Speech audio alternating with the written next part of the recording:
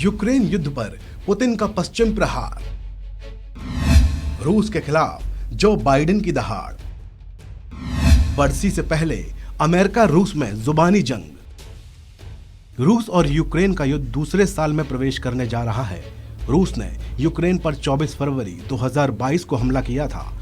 अब युद्ध की बरसी से पहले अमेरिका के राष्ट्रपति जो बाइडेन और रूस के राष्ट्रपति व्लादिमीर पुतिन के अहम बयान सामने आ रहे हैं।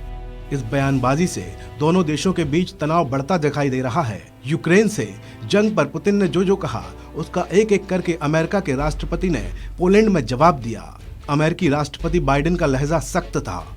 वो किसी भी तरह से झुकने के मूड में दिखाई नहीं दे रहे हैं। वहीं पुतिन ने भी अपनी संसद में इस जंग को पश्चिमी ताकतों के खिलाफ लड़ाई करार दिया है। ऐसे में ये जंग कहां जाकर रुकेगी कोई नहीं बता सकता। पोलैंड में मंगलवार देर रात बाइडेन ने कहा कि अमेरिका और नाटो यूक्रेन के साथ थे और रहेंगे। रूसी फौज ने जुल्म किया है, महिलाओं से रेप को हथियार की तरह इस्तेमाल किया। पुतिन याद रखें कि वो यूक्रेन को कभी नहीं जीत पाएंगे। इससे पहले मंगलवार को रूस के राष्ट्रपति व्लादिमीर पुतिन ने कहा था कि रूस ने शुरुआत में जंग को टालने के लिए तमाम कोशिशें की, लेकिन नाटो और अमेरिका ने इन्हें कामयाब नहीं होने दिया। हम अब भी बातचीत चाहते हैं, लेकिन इसके लिए शर्तें मंजूर नहीं। पोलैंड में एक सभा को संबोधित करते हुए जो बाइडेन ने कहा कि पुतिन कहते हैं कि हम रूस को कंट्रोल करने की कोशिश कर रहे हैं। उन्होंने कहा कि मैं रूस के लोगों को यह भी बताना चाहता हूं कि अमेरिका या यूरोप के लोग रूस को तबाह नहीं करना चाहते, बल्कि रूस ने यूक्रेन के बच्चों का भविष्य को छीना है। ट्रेन, स्कूल, हॉस्पिटल, अनाथालय पर बम बरसाए गए। इस सब को कोई कैसे भूल सकता है। बाइडेन ने कहा कि मैं दावे से कह सकता हूं कि रूस कभी यूक्रेन को नहीं जीत सकता है।